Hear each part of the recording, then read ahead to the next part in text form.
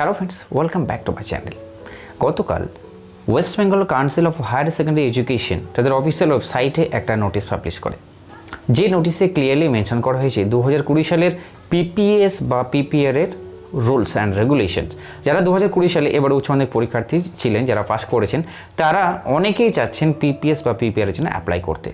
কেউ চাচ্ছেন স্ক্রুটিনি করতে, কেউ চাচ্ছেন রিভিউ করতে। এ নিয়ে আমি আগে ভিডিও পাবলিশ করেছিলাম, আর আমি এটাও জানিয়েছিলাম যে এই সমস্ত যে রেগুলেশনগুলো আপনাদের সঙ্গে শেয়ার করছি, সেগুলো সবই 2019-এর উপরে ভিত্তি করে।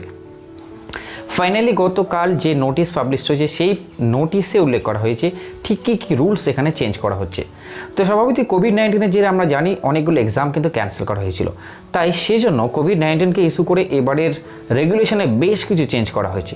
তাই সম্পূর্ণ ভিডিওটা আপনাকে অতি অবশ্যই দেখতে হবে যদি আপনি পিপিএস কিংবা পিপিআর এর জন্য অ্যাপ্লাই করতে থাকেন। আজকে আমি বিস্তারিত আপনি জানতে পারবেন, এই অফিসিয়াল বিজ্ঞপ্তি অনুযায়ী আমি সম্পূর্ণ তথ্য আপনাকে দিয়ে শেয়ার করার চেষ্টা করব।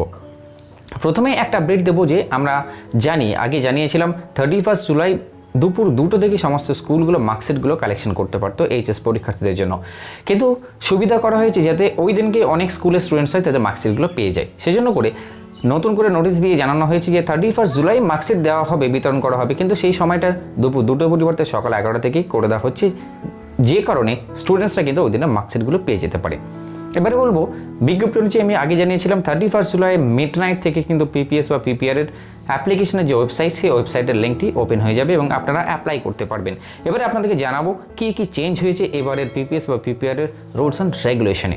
প্রথমে বলবো, আপনারা জানতেন নিশ্চয়ই যে পিপিএস বা পিপিআর এইচএস এর ক্ষেত্রে শুধুমাত্র অনলাইন মোডেই এতদিন করা সম্ভব ছিল, কিন্তু এই 2020 সালের বিজ্ঞপ্তি অনুযায়ী আপনারা চাইলে অনলাইন এবং অফলাইন দুটো মাধ্যমেই আপনারা কিন্তু পিপিএস বা পিপিআর এর জন্য অ্যাপ্লাই করতে পারবেন।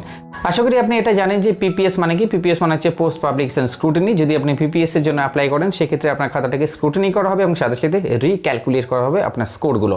মানে আপনার খাতাতে যে পরীক্ষার খাতা বা আনসার স্ক্রিপ্ট, সেই আনসার স্ক্রিপ্টে যে নম্বরগুলো আছে প্রত্যেকটা পেজে, সেই নম্বরগুলোকে কাউন্ট করা হবে এবং টোটাল করা হবে। যদি সেখানে কোনো ভুল থাকে সেটাকে শুধরে নেওয়া হবে।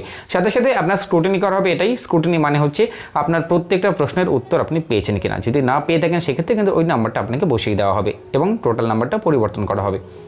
রিভিউ হচ্ছে PPR, post publication review. Review মানে আপনার খাতাটাকে পুরোপুরি রি-ইভ্যালুয়েশন করা, মানে আপনার খাতার পুনর্মূল্যায়ন করা। প্রথম থেকে first page to the last page, from the first to last page আপনার খাতার পুনর্মূল্যায়ন করা হবে। মানে যদি কোথাও দেখা যায় যে আপনি 3-এর পরিবর্তে 4 নম্বর পাওয়ার যোগ্য, সেক্ষেত্রে আপনাকে সেই নাম্বারটা দেওয়া হবে। এটা হচ্ছে রিভিউ। তো আপনারা পিপিএস বা পিপিআর এর জন্য যে লিমিটেশনটা ছিল এইচএস পরীক্ষার্থীদের জন্য, সেই লিমিটেশনটা আর নেই। কিন্তু আপনারা চাইলে প্রত্যেকটা সাবজেক্টসেই পিপিএস বা পিপিআর এর জন্য অ্যাপ্লাই করতে পারবেন।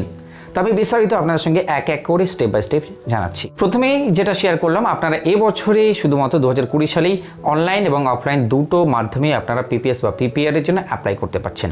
যদি অনলাইনে আপনি অ্যাপ্লাই করতে চান, সেক্ষেত্রে আপনার রোল নাম্বার, অ্যাডমিট কার্ডে থাকা রোল নাম্বারটা এবং মার্কশিটে যে নম্বরটা আছে, সেই মার্কশিট নাম্বারটা আপনাকে দিতে হবে অনলাইনে সাবমিশনের জন্য। মার্কশিটের নাম্বারটা আপনারা যখন মার্কশিট হাতে পাবেন, আপনারা দেখবেন টপ লেফট কর্নারে আপনারা একটা নম্বর বলে পাবেন, সেটাই হচ্ছে আপনাদের মার্কশিট নম্বর। যদি আপনারা অফলাইনে আবেদন করতে চান, সেক্ষেত্রে আপনার বিদ্যালয় বা আপনার শিক্ষাকেন্দ্রের যিনি হেড অফ দ্য ইনস্টিটিউট আছেন, টিআইসি হোক কিংবা হেড টিচার, তার কাছে একটা ফ্রিয়ার করতে হবে আপনাকে, একটা অ্যাপ্লিকেশন লিখতে হবে। যে অ্যাপ্লিকেশনে আপনাকে ক্লিয়ারলি আপনার নামটা, নেম অফ দ্য ক্যান্ডিডেট, আপনার অ্যাডমিট কার্ডে থাকা রোল নম্বর, আপনি কোন কোন সাবজেক্টসে পিপিআর করতে চাচ্ছেন, কোন কোন সাবজেক্টসে পিপিএস করতে যাচ্ছেন, সেটা সুন্দর করে আপনারা চাইলে ছক করে দিতে পারেন। আপনারা একটা টেবিল আকারে আপনি কোন সাবজেক্টে পিপিআর করতে যাচ্ছেন, কোন সাবজেক্টে পিপিএস করতে যাচ্ছেন। এরপরে আপনার যে মার্কশিট আছে, সেই মার্কশিটে একটা জেরক্স করবেন। জেরক্স করার পরে আপনি সেলফ অ্যাটেস্টেড করে দিয়ে আপনি জমা করে দেবেন স্কুলে। আর অবশ্যই আপনাকে যে ফিস, সেই ফিসটাও কিন্তু আপনাকে পেমেন্ট করতে হবে। এর জন্য আপনাকে একটা অফলাইন ফরম্যাট আছে, সেই অফলাইন ফরম্যাটটা আপনি স্কুলেই পেয়ে যাবেন। সেই ফরম্যাটে আপনি যাবতীয় তথ্য দিয়ে ফিল আপ করে দেবেন। এবার আসে ফিজের প্রসঙ্গ। তো 2020 যে কোভিড সিচুয়েশন, তার জন্য করে ফিসটাকে কমানো হয়েছে। আগেই বলেছিলাম, ফিস কিন্তু 75 rupees per subject for PPR মানে রিভিউ করার জন্য, and 50 rupees for PPS per subject only. এছাড়া ক্যান্ডিডেট পিছু 1 টাকা করে প্রত্যেকটা ক্যান্ডিডেটকে স্কুলকে দিতে হবে। এবারে চলে আসি যে কোন কোন সাবজেক্টসে আপনি করছেন। প্রত্যেক সাবজেক্ট করতে পারছেন ঠিকই, কিন্তু আপনাকে থিওরিটিক্যাল পেপারসে, only in theoretical papers you can apply for PPS or PPR. শুধুমাত্র থিওরিটিক্যাল পেপারে কোনো রকমভাবে প্রজেক্ট বা প্র্যাকটিক্যাল পেপারসে কিন্তু আপনারা স্ক্রুটিনি হোক কিংবা রিভিউ আপনারা অ্যাপ্লাই করতে পারবেন না। আর এখানে লেখা আছে যেটা ক্লিয়ারলি, আপনি যে সমস্ত পরীক্ষাতে অ্যাকচুয়ালি অ্যাফেয়ার্ড হয়েছেন, যে এক্সামিনেশনগুলোতে যে সাবজেক্টস, সেই সমস্ত সাবজেক্টেই কিন্তু আপনি পিপিএস কিংবা পিপিআর জন্য অ্যাপ্লাই করতে পারবেন। মানে স্বভাবতই এখানে পরিষ্কার যে আপনি পরীক্ষা যেগুলো দেননি সেগুলোতে আপনি পিপিআর বা পিপিএস করতে পারবেন না।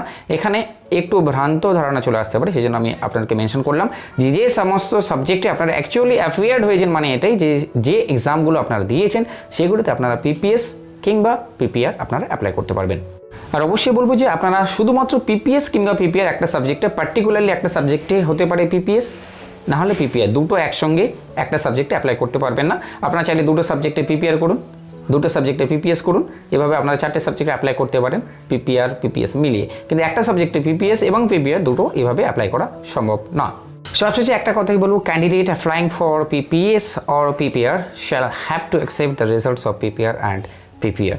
যদি আপনি অ্যাপ্লাই করেন পিপিআর কিংবা পিপিএস এর জন্য, সেক্ষেত্রে আপনাকে কিন্তু পিপিআর বা পিপিএস এর রেজাল্ট আউটের পরে যে রেজাল্ট আসবে সেটা কিন্তু আপনাকে অ্যাকসেপ্ট করতে হবে। You have to accept the results. আশা করি সমস্ত তথ্য দিয়ে আপনাদেরকে হেল্প করতে পারলাম। যদি এছাড়াও আরও আপনাদের কিছু কোয়ারিজ থাকে, please comment on the comment section, I will try to reply you as soon as possible.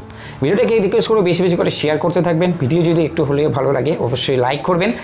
R channel যদি এখনো সাবস্ক্রাইব না করে থাকেন, আমার চ্যানেলকে অতি অবশ্যই সাবস্ক্রাইব করুন, পাশে বেল আইকনটা বাজাতে ভুলবেন না, অল নোটিফিকেশন সিলেক্ট করুন সমস্ত রকমের আপডেটস সবারকে পাওয়ার জন্য। ভালো থাকবেন, দেখা হবে এরকম একটা গুরুত্বপূর্ণ ভিডিও নিয়ে। Bye, take care.